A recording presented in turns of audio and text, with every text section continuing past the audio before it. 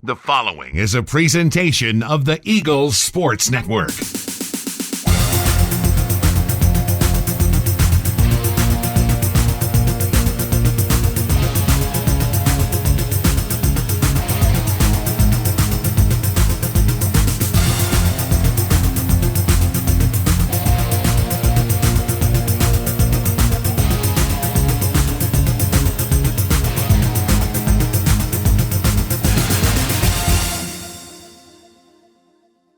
We welcome you into week one of the Mike Clowney Show. Hello, everyone. I'm the voice of the Eagles, Adam Cavalier, alongside Carson-Newman head football coach Mike Clowney. Mike, a opening season loss to the West Georgia Wolves, 45-7 inside of Burke-Tar Stadium. Obviously, not the start to the season that anybody would have hoped for, and yet, upon viewing the footage and the film, some glimmers amongst the dark clouds. What did you see out of your team? Yes, a disappointing result, but what positives do you draw from week one? You know, I think we talked a little bit before, and I keep saying young football team, but I think inexperience is probably the word that best describes us, because even though we have some older guys, you know, they really haven't played a whole lot. And so that's where we're talking to a couple of those guys and talking this morning. You know, one big thing is going to be for guys to just kind of find a way to continue to get them as many snaps as possible in situations that's going to force them to be on a little bit of pressure and have to think. There's some bright spots. I thought there were some guys that kind of did some things that, being in the situation they were in, Brian Payne winds up coming up with an interception that gets called back, offensive line-wise, we had a couple guys there that we still believe that are moving in the right direction, and at a speed that's going to help us long term. I think you bring up the offensive line play, and again, the theme, inconsistent. There were some good things. Ethan Marshall did some really nice things in his first career start. Hunter Lucy came in and had some positive moments there late. But obviously, moving the football, it was hit or miss. What sticks out to you about their play and their evolution as a youthful, inexperienced group? One big thing in this situation you're looking for effort. If guys will give you the right effort, they'll go out and they'll play wide open. Then mistakes that we can fix. And that's one thing that those two guys did.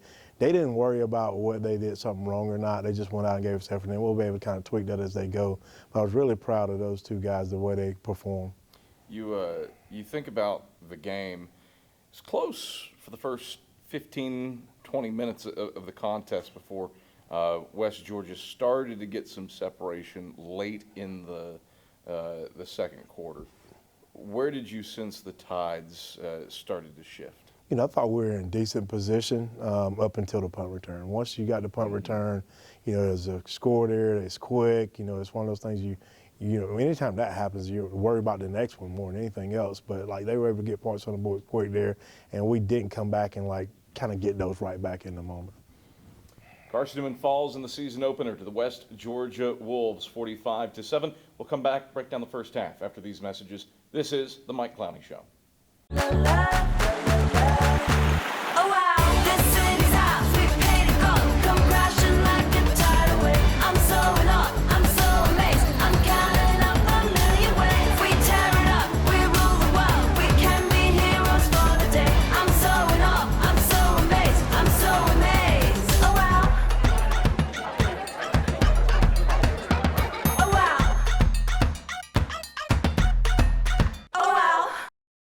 Back on the Mike Clowney Show as Carson-Newman falls in its season opener to the West Georgia Wolves. Adam Cavalier alongside the Eagles head man Mike Clowney. Mike, a first half that West Georgia tested you early through the air. What did your team do to adjust after two opening possessions where Harrison Frost just felt like he was immortal and couldn't miss, but kind of gummed him up as the game went along? I think one thing for us is the jitters from kind of getting started, like young guys on the field for the first time. We made a couple mistakes as far as just getting lined up. So there are a couple mistakes there those are things that should be easy fixes. You just make the right call and go stand in the right place. And at that point, you give yourself a chance to compete. And the next thing was just what we talked about earlier in the show was, just let go and go play and then let us clean up anything else. I think that was a big transition for us, just kind of giving them the right to do that. Felt like, and again, this is true for any team that has inexperienced, youthful players, when the lights come on, and that pressure of a live game with some expectations against a quality opponent can make some people think, or some players think. How much was that true on Thursday night? I think that's true, but I think one big thing, we've got pretty good players here. And I think a lot of times when you deal with good players, and especially when they're young and they're just interjecting themselves in this type of environment, they've been able to get away with just being talented. Mm-hmm. When all of a sudden, a team shows up that's just as talented as you are, and now it boils down to the little technical things, taking the right steps, putting yourself in, making the right turn, keeping your head and eyes in the right place. And those were the things that it was kind of disappointing that I thought we'd done well in practice, but not do in the game as well as we thought we could. You look at that first half, penalties kind of set you back early. Return the first kickoff you had out to the 38. Block in the back, holding, 2 penalties on the same play, put you up at the 15. You get out from the shadow of your own goalpost on the first play of the drive, only false start. It felt like you cleaned up the penalties as the game went along. Fair to have those in game one after the layoff? What's your summation of the penalty situation? I think it's fair, but it's not acceptable because one big thing that we talked about is over this summer, we had scrimmages. One of them was super sloppy because we did it in the rain. And we had another one that we had officials here that we kind of got a lightning delay. And so sometimes you kind of forget how critical it is to have those guys here at practice to make those calls to where you can teach guys like on video you see it and you talk about it, but until that flag's land on the ground, it's not really real. So we missed 2 really good opportunities there to kind of overcome some of the penalties. But I think once they saw it in the game, we kind of adjusted a little bit. Devon Moore, he's fast. He's how nice was it to see him show off the wheels and set you up for your lone score of the first half? Not having Devon in the spring, he's part of our football team. And so not having him, it's exciting to have him back this fall. That's one thing that we talked about was a bright spot was the kickoff return. So we've got guys back there. The guys in front of them know that if we give them a chance, and they'll have a chance to make a long return. And so we saw that out of that team. They believe in Devon. They believe in Dudley, the other guys that are back there. And so we were able to put a couple of returns together because they really had purpose in getting done what we need to get done there. I think it is staggering, too, the speed. West Georgia is an athletic football team, and they looked like they were in the mud with Devon Moore running. Just how uncommon is what he does. It's super uncommon. Not everyone has a guy that's number 2, that finished number 2 in that championship in Division II, that plays football. That's why they call him the fastest man in football, because it's a really unique situation that we actually had the opportunity to have here a couple times. But it's fun watching Devon, get out and be able to display that speed on the football field and not just on the track. Carson-Newman was down at the halftime break. We take a look at the first half highlights.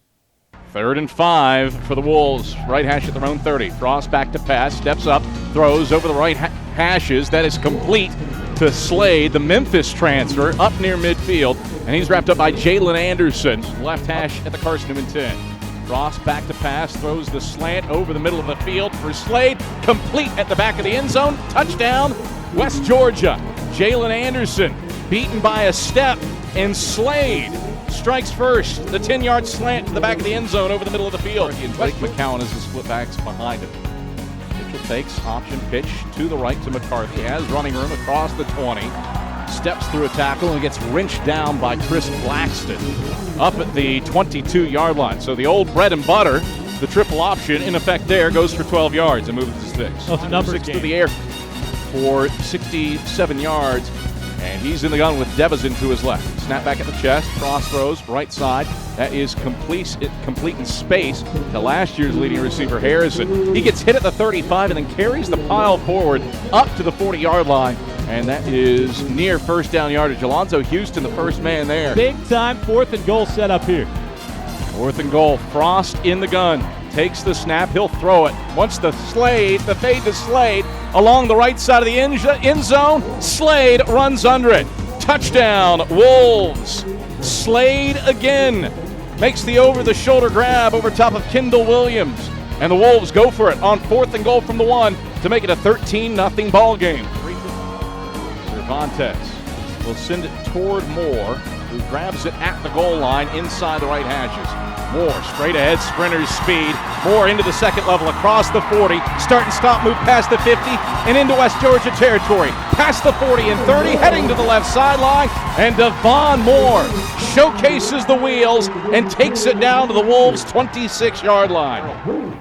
For 2nd and 11, takes the snap, throws it out left side. That's complete to J.J. Lewis. Lewis leans forward along the left sideline and moves the chains down to the 16 as he's wrapped up by Satterwhite. 3rd and 11 for the Eagles, right hash at the 17.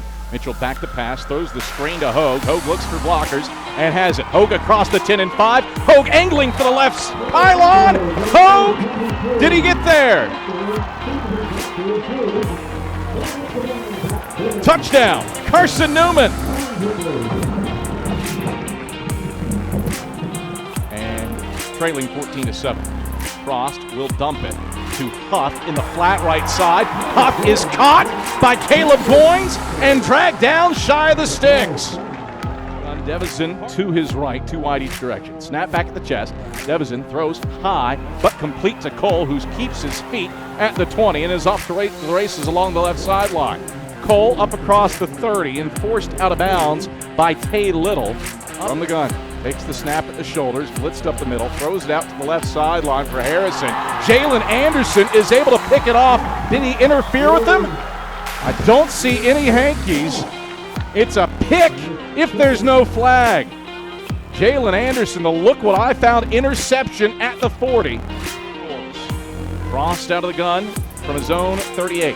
Takes the snap, throws the slant, complete over the middle of the field. Blackman gets his jersey grabbed by Kendall Williams. That slows him down. Blackman escapes, wiggles his way left, and gets up to the 49-yard line for a first down. Frost out of the gun from the right hash. Takes the snap, steps back, throws right. That is complete to a man wide open in space for Royalston out of the backfield. He picks up first down yardage along the right sideline and gets brought down inside the 30, down at the 27-yard line by Goins. 14-7 Wolves lead it, 4:48 to play, second quarter. Handoff Mosley left side, stretch play, stretches it to the edge. Mosley lowers his shoulder, and he gets there. Touchdown, Wolves. Tay Little blasted him, tried to keep him out of the end zone, but Mosley with the wheels to make the house call. Too wide each direction. Mitchell brings McCarthy in motion.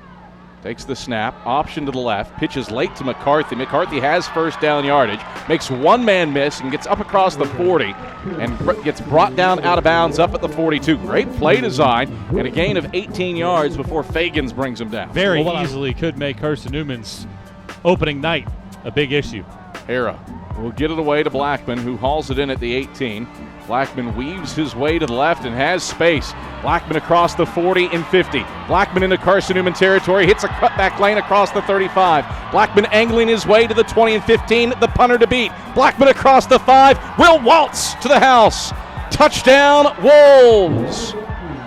Blackman weaves his way 82 yards across the field to return the punt for a touchdown. And the Wolves extend the lead 27-7. Under center to kneel down to end the half as Frost takes the snap, drops to a knee, and that will bring the first half to a conclusion. Those the first half highlights. Eagles down at the halftime break to the West Georgia Wolves. Mike, your lone score from the first half, Malcolm Hogue, and his first career receiving touchdown on a tunnel screen. One, how gratifying is it to see him get in the end zone and have success? And two, break down the tunnel screen play. You know, it was cool to watch Malcolm be able to score. Malcolm's been here now going on his 4th year and really just not getting a chance to play. But, you know, Malcolm's a real effort guy. He's a real team player. So, you know, when we drop back and you kind of see it open up, he actually did a good job of chipping the guy on the block before he released. But once he chipped it, just to see him get in the corner over here and he's running, and he knew he was going to have to beat a guy, you know, to see him just kind of lower his shoulders and get in the end zone was fun. You look at the dispersion of touches. A lot of guys involved offensively. How much of that was the game plan? How much of that is West Georgia, taking what West Georgia gave you? Break down the decisions to put the ball in whose hands you put it in. You know, that's one thing I talked to Coach Purcell and those guys, even during the game, was like, you know, let's just take what they give us, you know, and we've got guys in. Let's put guys in to kind of, give us the best chance to win the football game, regardless of who that is. And, we've got a bunch of guys that we feel like can share the ball. And so coaches did a good job of trying to, roll guys in and out. And so whatever play we had called, whatever guy was in there, that's the mentality that you want to have, that, whoever you have on the sideline can go in and get the job done. And it's good to see a lot of those guys kind of fill that role. Carson-Newman falls in the season opener to the West Georgia Wolves. We'll break down the second half after these messages. This is the Mike Clowney Show. I joined the Guard for the simple fact that I could be home and also in the military. So I can have a civilian job and also in the military. Final!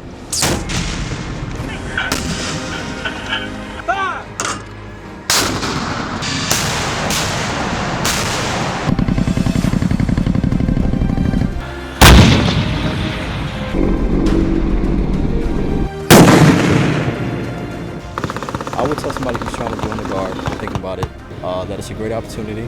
Opportunities for school, training, discipline, leadership. There's a lot of opportunities. It broadens your spectrum of life.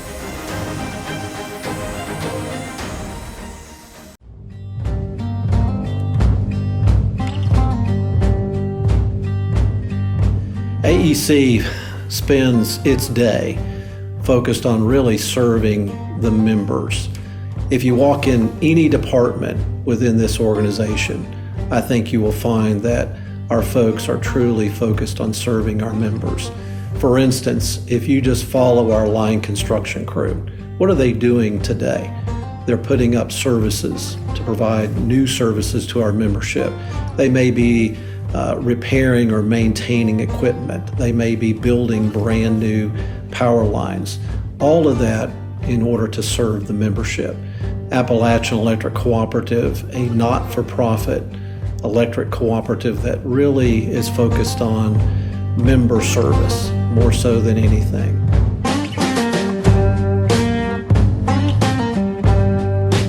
Back on the Mike Clowney Show as Carson-Newman falls to West Georgia in its season opener 45-7. Mike, a second half that was a bit sloppy both ways, at least early in the third quarter. I suppose sloppy for the offenses, quality for the defenses in generating turnovers. Jalen Anderson, sensational interception for your squad, and Justice Alexander makes an effort play, forces a fumble that Caleb Goins recovers. You forced the turnovers, but you couldn't take advantage of them, though. Yeah, I think, number one, bracket on those two guys because those were effort plays. And Jalen, coming down the sideline to be able to, we give up a touchdown because we don't get our head around to make a play. And that's kind of that you come back next time, we'll get our head around and we're able to make a play. But just overall not being able to kind of eat both sides, move the football. I think, coming out of halftime, I thought both defenses had a kind of a little bit of advantage because I know for us is one thing is just kind of, making simple adjustments for us I thought was going to help us. But then we hoped offensively that we'd come back out and we'd be able to execute a little bit better just from a fundamental standpoint, but to lay the ball on the ground, kind of throw a little dagger into that. You really want to kind of get something moving and you don't get the opportunity because you put the ball on the ground. That's just a critical error that we can't make. Your message in the halftime locker room, what'd you tell the team? The biggest thing we talked about was their effort. Just cut loose and play football.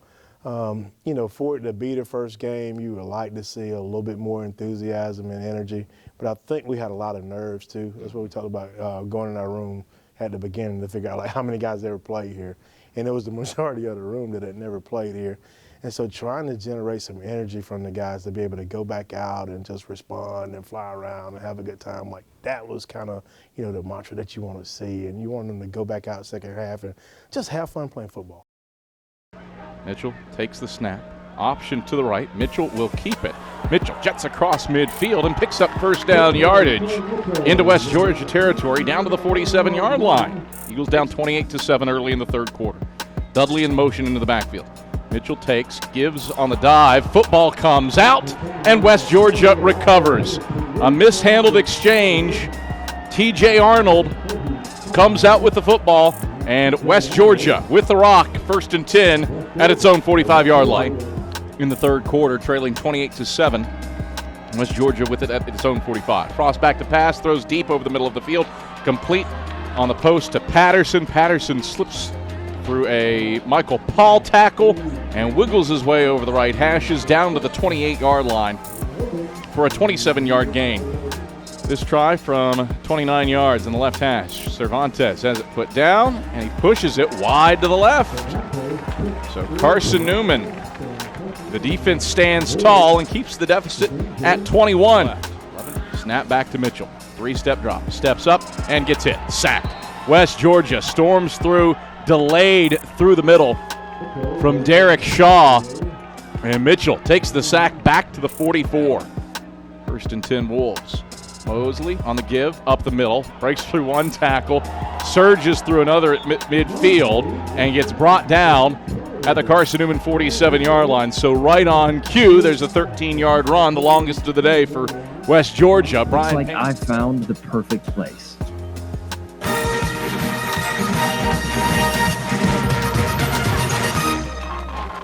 A fumble, and Caleb Goins recovers it along the right sideline for Carson-Newman. Mosley has it popped out of his grasp along the left side. Going to go for it. 4th and 2. Left hash at their own 35, down by 21 points, 4:35 in the third. Won't happen. Dindy on the give, right side. He's hit in the backfield in a losing yard.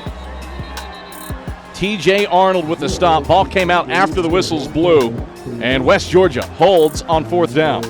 Carson-Newman needs to find something positive in this game. West Georgia going for it. Free play, flag, and the air ball to the left side of the end zone. And Harrison, he makes the catch, and he gets the feet down on a broken play. West Georgia. Back on the Mike Clowney Show as Carson-Newman opens up the season with a loss to the West Georgia Wolves. Time now for our Eagle Spotlight. And this week it's a little bit of a different one, and it's Michael Watring shining it on this senior class and the situation that they've gone through surrounding the global pandemic. For 667 days, Burke Tar Stadium was quiet. No games meant no fans. All the field has seen for the past 22 months was the sight of tackling dummies and pads. Since November 16th, 2019, the Eagles have played 3 games and practiced countless times with the unknown looming. For preseason All-American Rondro Peebles, he learned a big lesson. All I know is that I'm excited to be ready to play somebody else and compete. It's like you gotta love the game. You gotta love it in order to just practice for a whole year and then get back even more practice. So you gotta be committed and you just gotta love the game. The Eagles lost 18 starters from 2019's playoff run. There are 5 players on the roster with double-digit career starts, 4 of which are on the defense, led by Peebles and defensive end Wyclef Fenor. The Naples, Florida native used the opportunity to improve not just as a football player, but advance his education. I didn't think I was going to be in the graduate program. I thought I was going to graduate, be done. But I seen it as an opportunity. And then to find out that we wasn't going to play in the spring is like, I feel like it was for the best, honestly. So, I mean, I took it as time to get better, re-prepare, because I feel like I did get hurt. So I didn't see it as a bummer, just get back, get stronger, because my strength wasn't where it needed to be at due to COVID. I was missing practice and then coming back. So I feel like it was helpful for me. Every player and coach eagerly anticipated the start of the 2021 football season against West Georgia after winning a road playoff game in 2019. The sights are set on a bigger goal this year. Peebles anchors an experienced linebacking core. The senior is a key leader on the roster, and this year's goal is the ultimate one. Me wanting to come back and play just showed me how committed and how hard I be wanting to win and succeed in this sport, because I never won a championship before and I'm so hungry for one. So it's like me just coming back, being able, knowing that we got the talent and the opportunity to compete for a championship. It don't get better than that. Despite an opening night starting lineup that featured a combined 68 career starts entering Thursday's affair with West Georgia, Fenor and the other seniors are dedicated to making this final ride one to remember. I don't know, it's going to mean a lot to me because the season did take a lot. So I mean, I was thinking like, do I want to come back? But I did it. I mean, I don't regret doing it. So, you know, my boy Trezell, I told him one more last ride, Nick Owens, and then we just have Justice and our new D tackles. So I told him, it's for me, I want to go out with a bang with them. Mike Clowney was named Carson-Newman's head football coach in January of 2020. But entering 2021, he had coached just one football game. There's a new offensive coordinator and dozens of fresh faces on the football field. However, the last 19 months have provided countless benefits. For one, some of the young players have had a chance to work on their fundamentals. But perhaps Mike Clowney's biggest takeaway is that the team has been able to practice what they preach, saying, quote, "The football part was taken away. How are we going to get closer to our team motto of one?" Carson-Newman has 10 football games on the schedule this year. Perhaps not all of them are guaranteed. But one thing is for certain, Carson-Newman football has used its time wisely. For the Mike Clowney Show, I'm Michael Watray. All right, thank you very much, Michael Watray, Mike Clowney. This has been a strange 18 months. And I think it can't be understated just how challenging it has been, not just for Carson-Newman football, but for the world to adapt to what is ongoing in this pandemic. How proud are you of your football team for managing some madness that has never happened before? I think when you look at this entire 18 months, from especially a non-football perspective, I'm super proud of our guys. We had the Eagle Scholar Banquet the other day, and we had a ton of guys that walked across the stage that were able to achieve better than we have in a long time or ever here academically. And then even the other side of that was hearing our guys that didn't make it be cheer and be excited about that. So, I mean, that shows a lot of growth and that our guys really care about one another as people. Is it a sigh of relief to return to some semblance of actually doing this for real and not, is it going to happen? Is it not going to happen? This is March and we're doing this. And I think that's one thing going to the game is hey, we're really going to get to play. Yeah. And so being out there in pregame, that was super exciting just to know, it's here now and there's no stopping it. This ball's rolling downhill and it's not going to stop. So it's, that was exciting just to be out there and know you're going to play a football game. Bye week and a 16-day layoff before you open up SAC play with the Wingate Bulldog team that presumably will remain in the top 25 after rolling through Shaw in week one, 30-7. How much of the focus is on the Bulldogs? How much of the focus is on Carson-Newman as you take this 16-day layoff to get ready for league play?